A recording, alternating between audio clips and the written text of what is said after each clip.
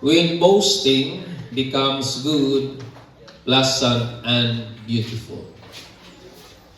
Kung kanusa kining mga pagpanghinambog ba, mahimong maayo, nindot o maayong tanaw.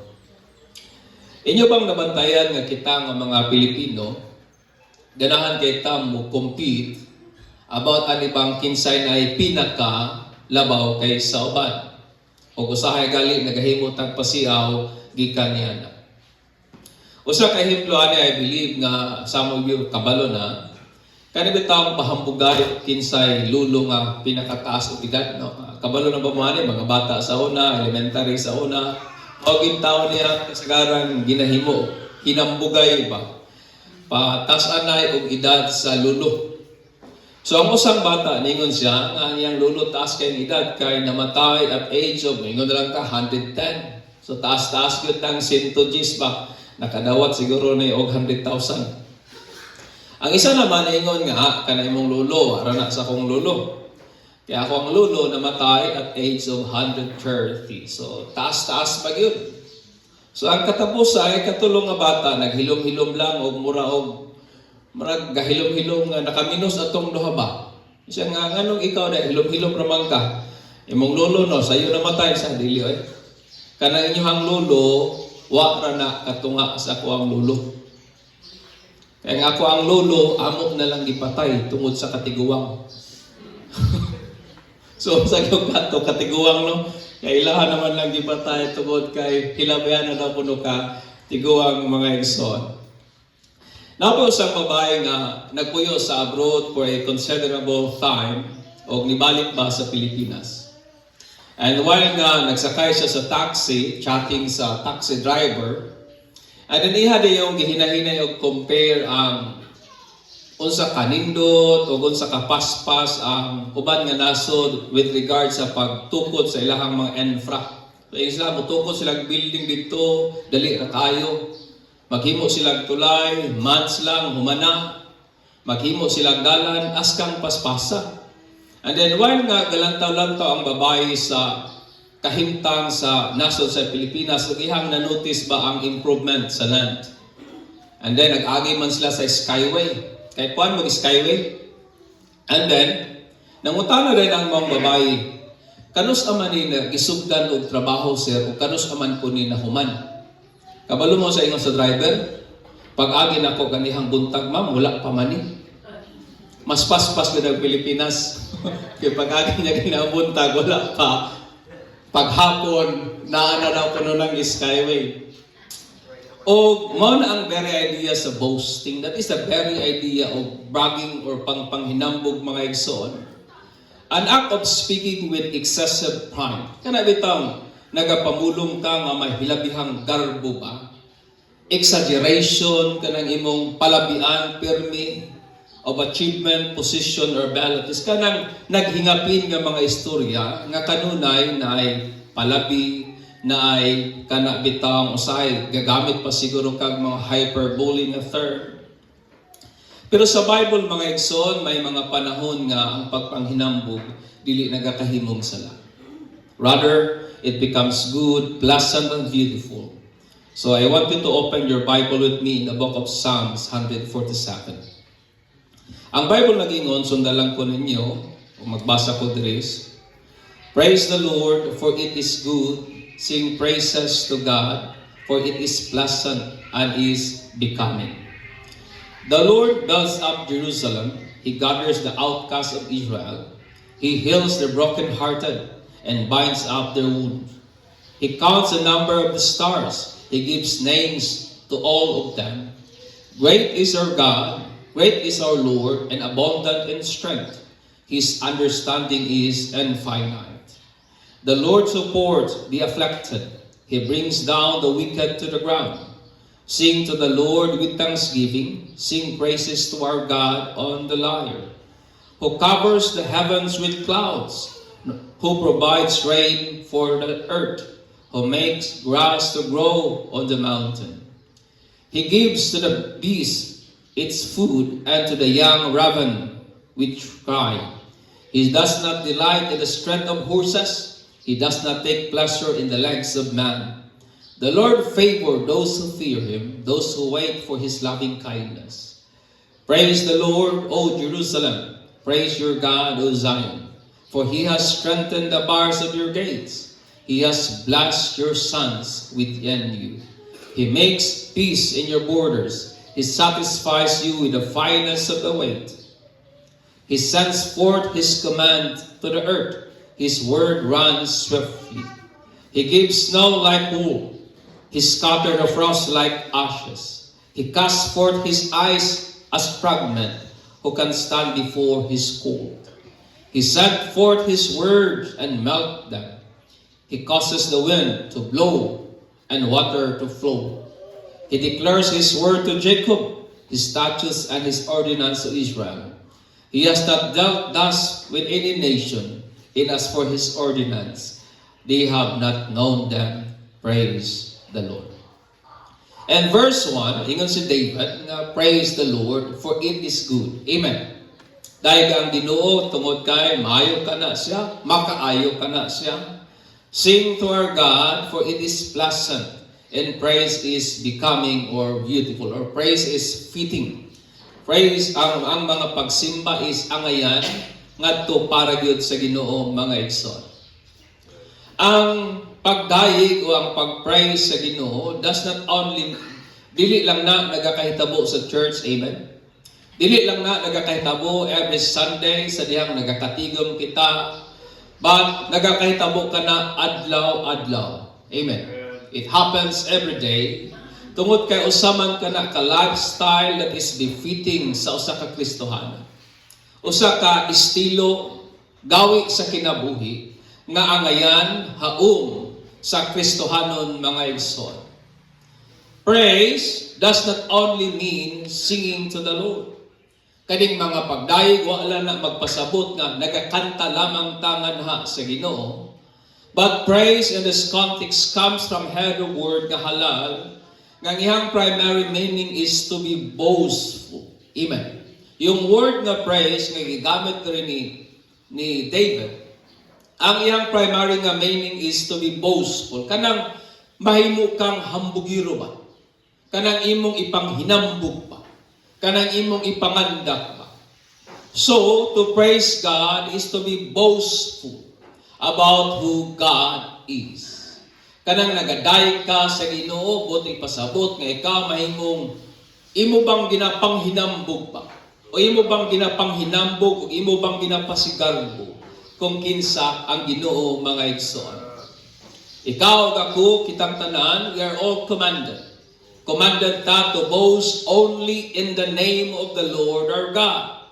O kana nga pagpanganda, kana nga pagpanghinambog, nagapahinumdum nato mga igsoon to put our confidence. Nga ibutang nato ang atong kumpiyansa, dili sa atong kaugalingong kaalam, dili sa atong kaugalingong kusog, dili sa ato ang kaugalingong bahandi, sa atong kaugalingong wealth or riches, pero kining atong himaya, diha yun sa Dios nato nagakakaplagan mga igsoon. In 1 Corinthians 1:31, ingon si Paul, just as it is written, let him who boasts, boast in the Lord. Amen. Siya nga magapangandak, siya nga magapasigarbo, diha sa ngalan sa Ginoo mga igsoon. Ikaw ug ako, we are allowed to boast. Itugutan ta nga manghinambog, pero diha lamang sa pangalan sa Ginoo. Amen. We boast in the name of the Lord, og nianing mga musunod nga mga powerful nga lessons, which I believe nga naghimo sa boasting nga mahimong good, pleasant, and beautiful, my friend. Una, sa dihang ikaw ug ako nagapangandak sa pribilehiyo nga kanato gihatag sa Ginoo, that is in verse 2. Ang word nga privilege, it means usa ka na kabenepisyo o katungod nga gihatag sa usa sumala sa iyang prerogative. It means nga sumala sa iyang pagbulutan nga bisan pag wa gyud kay contribution ana, mo na gitawag nga pribilehiyo mga igsoon.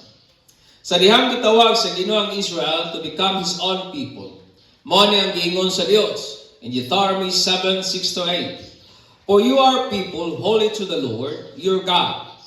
The Lord your God has chosen you out of all the peoples on the face of the earth to be His people, His treasured possession.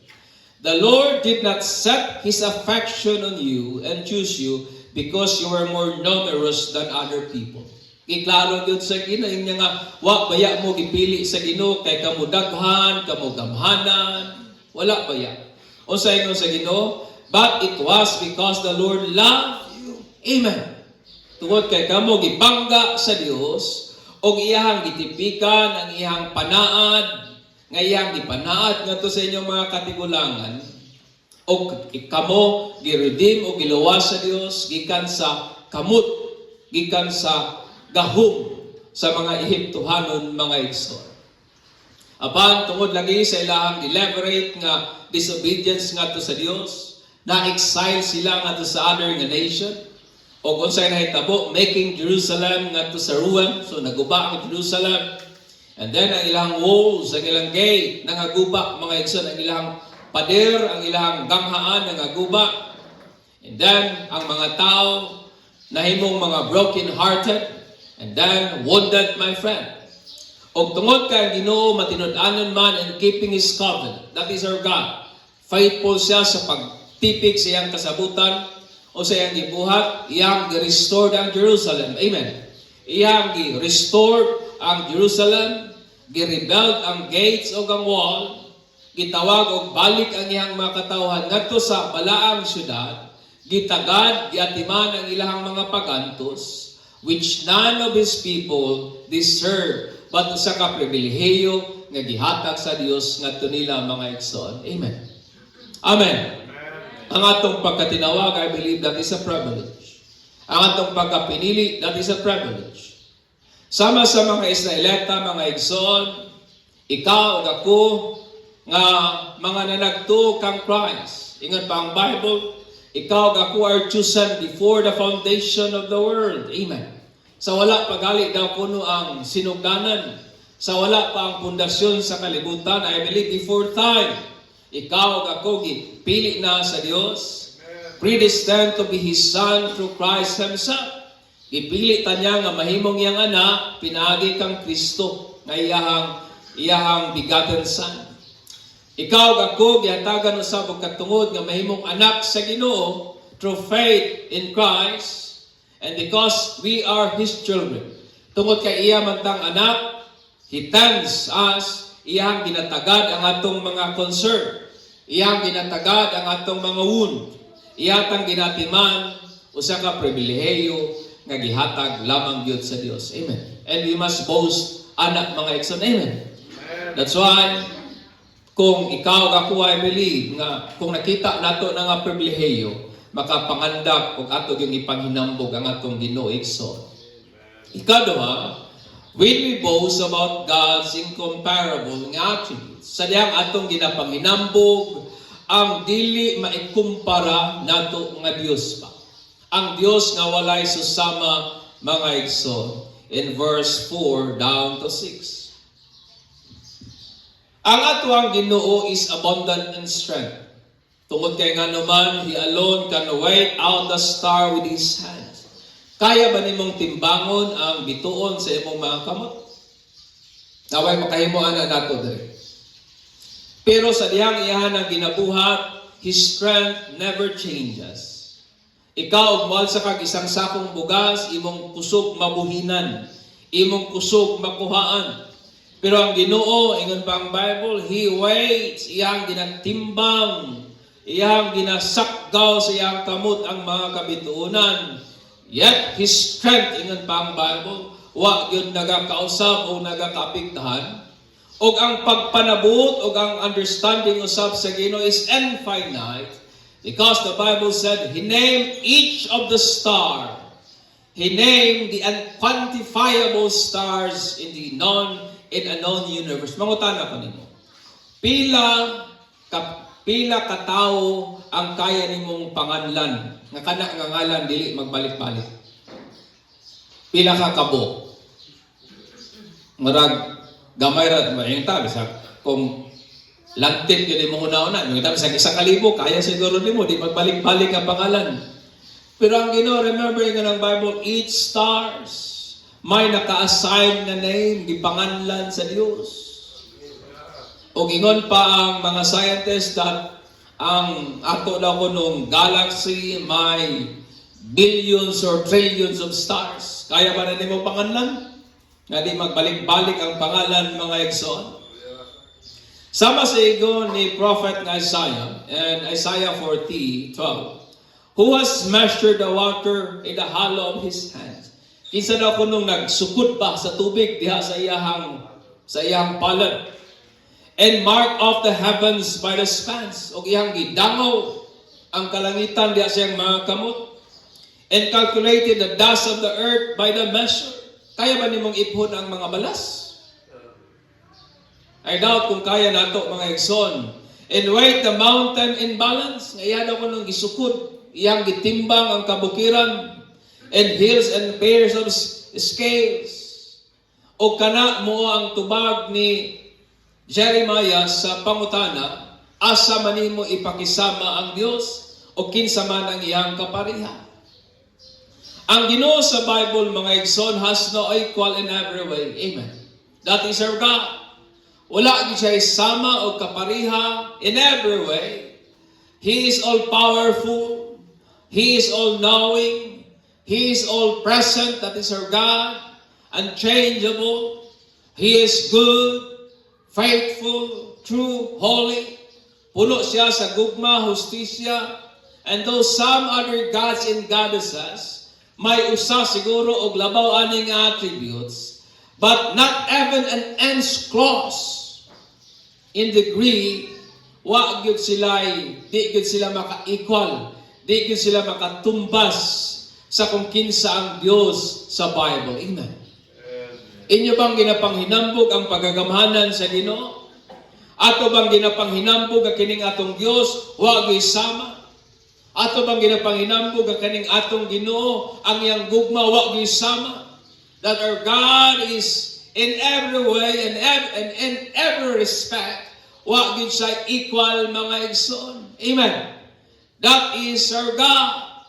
Sa dihang ikaw nagapangandak sa iyang incomparable nga attributes, kanang butanga ginakalipay sa Ginoo mga igsoon. Ikatulo, when we boast about God's cohering His creation. In 7 down to 9. Cohering means nga ang Ginoo ba nagbuhat sa tanang mga butang and His creation continuously depend on Him for its existence.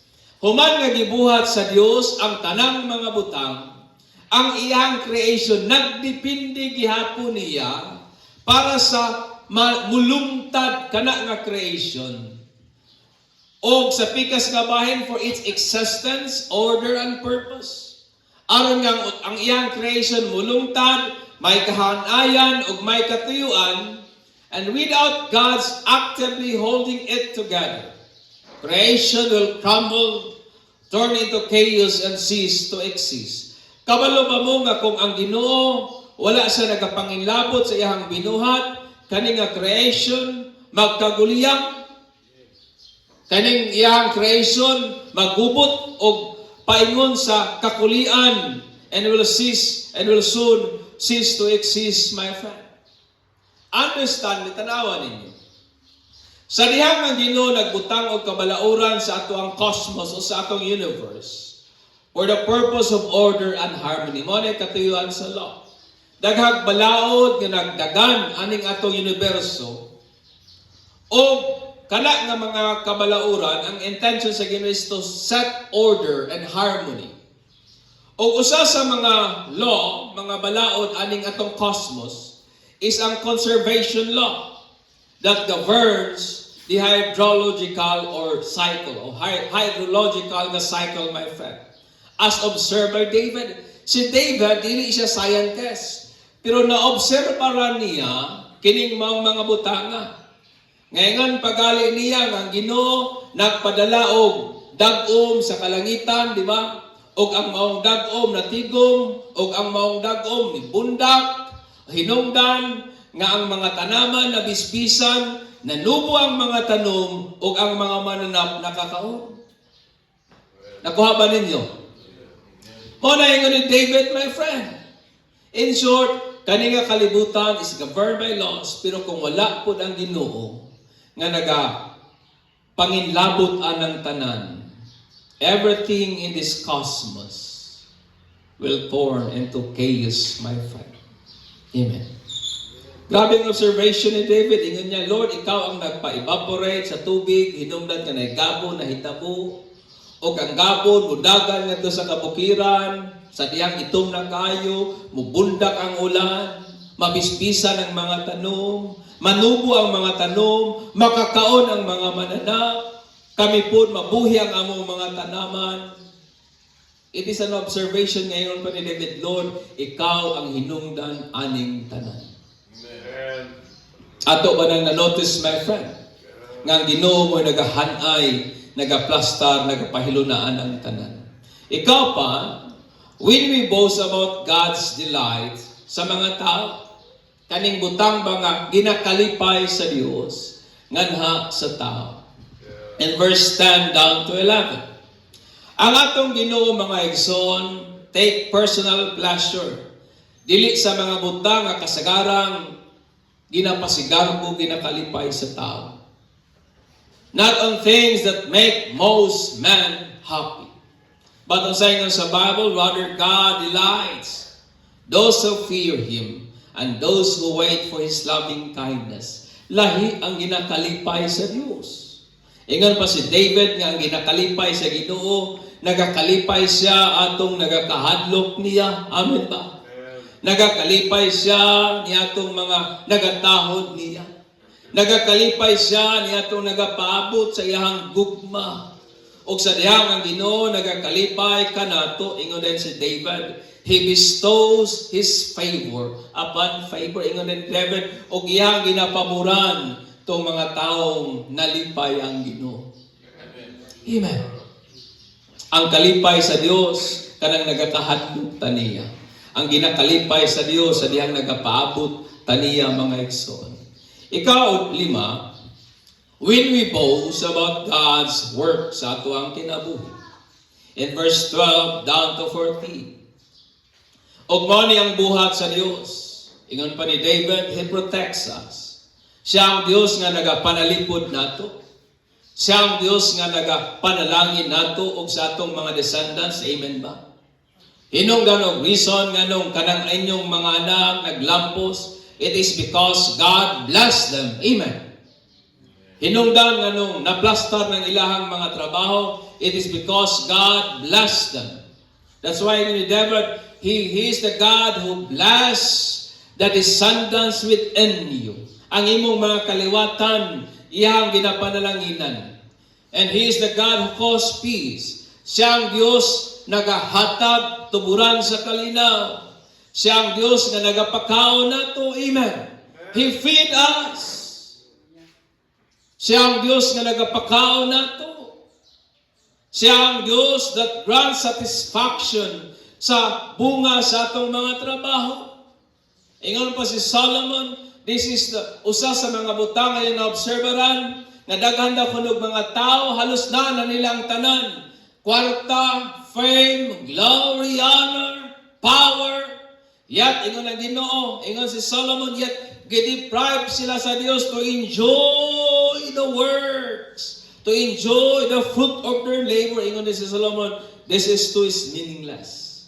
Tungod kay ang Ginoo bogyo nagagrant sa ato. Siyang nagahatag nato katagbawan sa mga bunga sa atong mga paghago, mga igsoon. Amen. Siyang nagagrant, siyang nagahatag og katagbawan sa atong kasing-kasing sa mga bunga sa atong mga pagpaningkamot ug mga pagpanghago. Sa dihang magalantaw ta with great care sa atong personal nga life. Kanang sudungon bitaw nato pag-ayo kini atong kinabuhi ug atong tagsa-tagsa og lantaw ba ang buhat sa Ginoo. Nagtuko nga ang pinaka-response gayud nato niya maong makapasalamat gayud kita sa tanang butang iyang gibuhat kanato mga igsoon. Amen. Sa dihang nagapangandak ta sa kanibang ginabuhat sa Dios sa ato ang kinabuhi. Ang Ginoo magakalipay ni ana mga igsoon. Sa dihang nagapangandak ta in verse 6, sa diyang nagapangandak ta kabahin sa authority sa Dios ngadto sa iyang mga binuhat in verse 15 down to 18. Understand me, brethren, time, weather, seasons, climates, and even every movement of heavenly bodies are all under God's command, and they are obeying God accordingly. Kabalo pa mo nga ang oras, sunod-sunuran sa sugo sa Ginoo.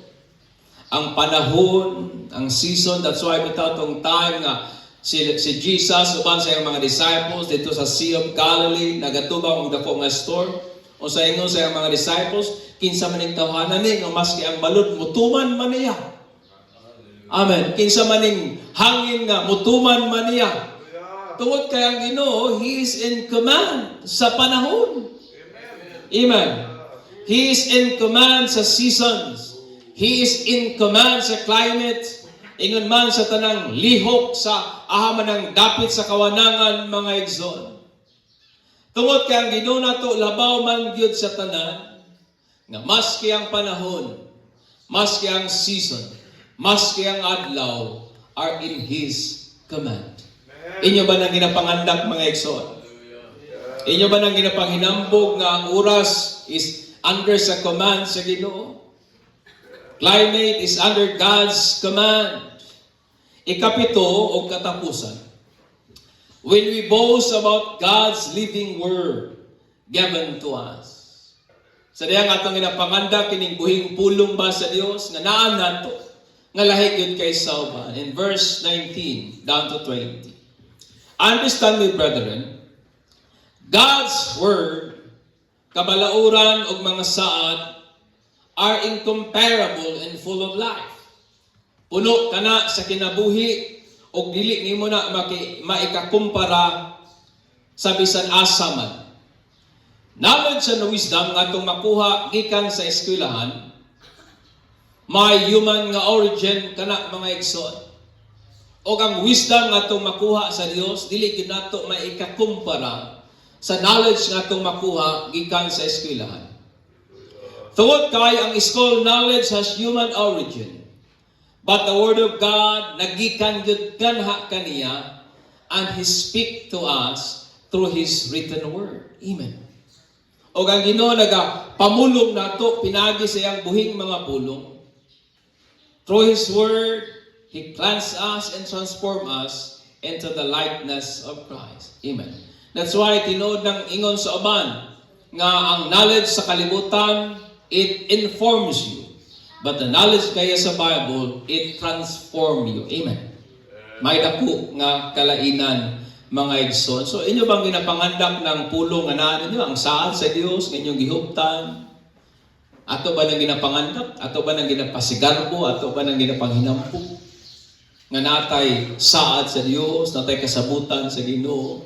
Nga we live sa decree nga iya sa Dios gihatag nato. Nga sa dihang may mga tao may ganyan na to, brad, mamay sa taron, brad. Garbuso kay kami nga dili nako ana, brad, kay ang pulong sa Dios na anak ko nag-ingon mauni. Usahay maghilom-hilom na taba, mura beta ato Kristohanon nga naghilom-hilom, di siya gustong mabisto pagkahuman ning sakay pagsaba, brad, kay kining akong pagka-Kristohanon secret agent ni siya. No? Naalam ko diri ka paniid pero tabaga paniid. That's why dapat nato nang ipanghinambog. Amen. Panghinambog nato nga kini atong pamilya is governed sa words sa Ginoo. We should boast about that, mga igsoon. In conclusion, praising God is a lifestyle of boasting about who He is. Mo na ang mga pagdali. Usa ka klaseng kinabuhi nga ato bang ginapanghinambog kinsa ang Ginoo.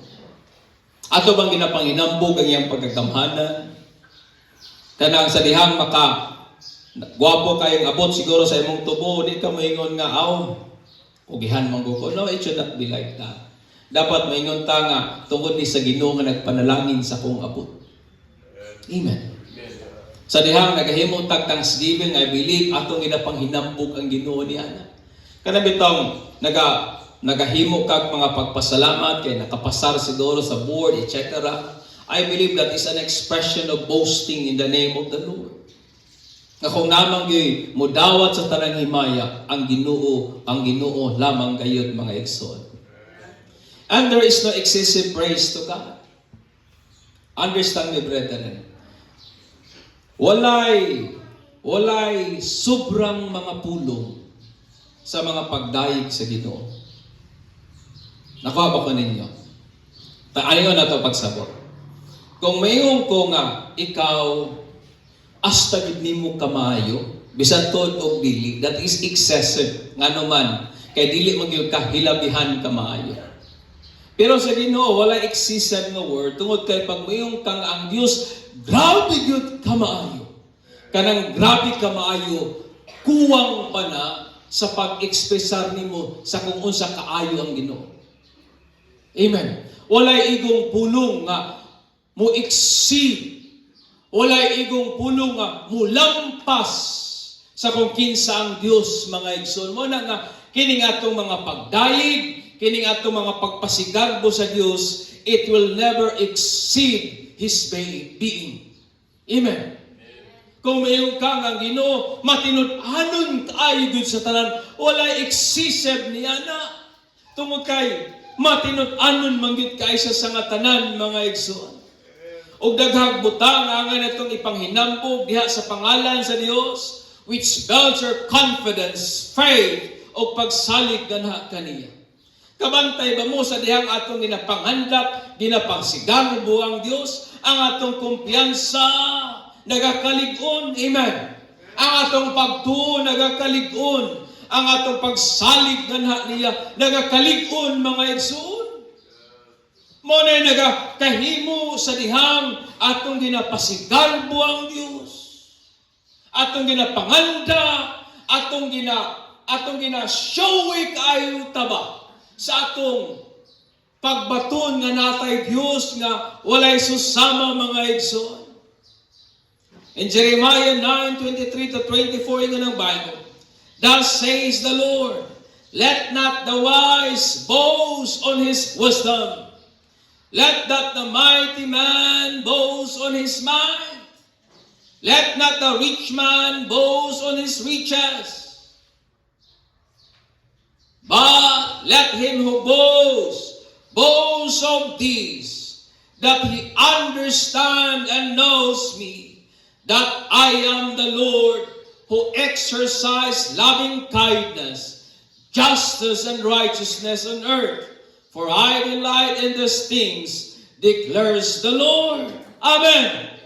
Nga kung naman tayo panghinambog, atong ipanghinambog, dili itong nakapalitag gwapong sakyanan, dili itong nakapatugot ang gwapong balay, dili itong nakabatong tag gwapong cellphone. Kung naman daw kuno tayo panghinambog, mao kini nga natay Dios nga maayo, natay Dios nga buutan, natay Dios nga gamhanan, natay Dios nga walay sama, natay Dios nga di matupngan ang kaalam o kahibalo, nga nakailata ana nga Dios, nga natay personal nga relasyon ana nga Dios.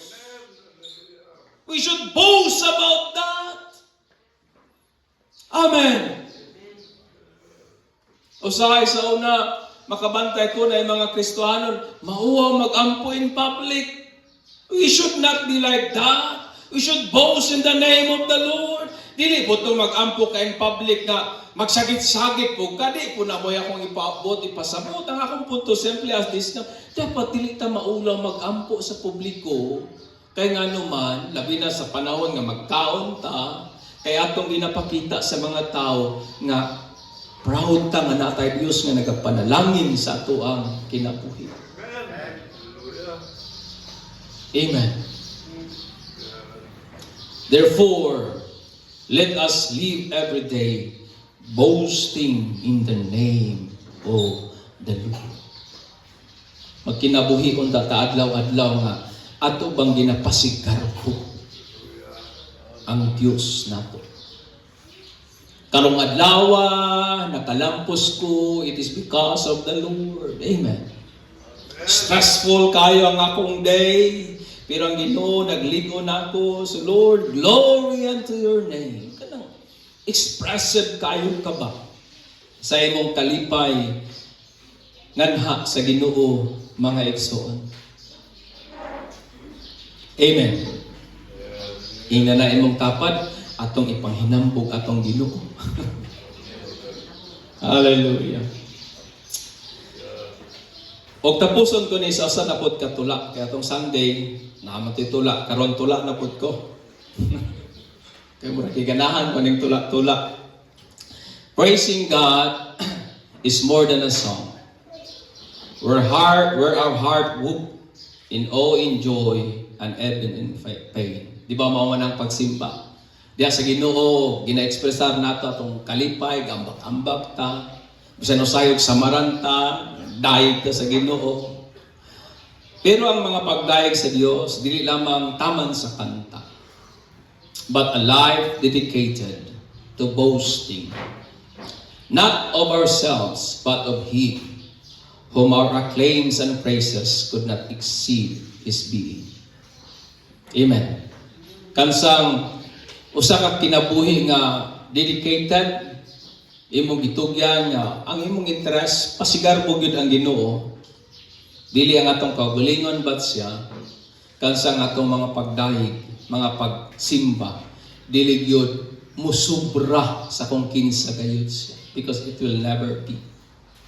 In the name of the Lord I boast, not in my power, wisdom, and riches, for a heart dazzled by pride. Kaya bitang kasing-kasing nato nga nasulaw ba sa garbo.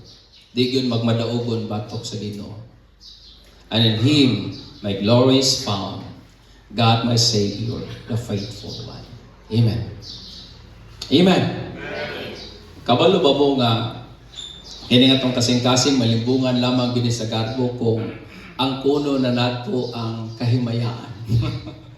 Sa dihang di natakabalong og pahinambog sa Dios. Sa dihang atong ipanghinambog ang ato ng kapasidad, sa dihang atong ipanghinambog ang ato ng intellect, sa dihang atong ipanghinambog ang ato ng riches. Mao na lang panahon nga mabutahan ta sa garbo og wala gitawong garbuso nga nagmadaugon batok sa Dios. Amen. And in Him my glory is found, my God, my Savior, the faithful one. Manilog ta, ug atong pasalamatan ang Ginoo sa iyang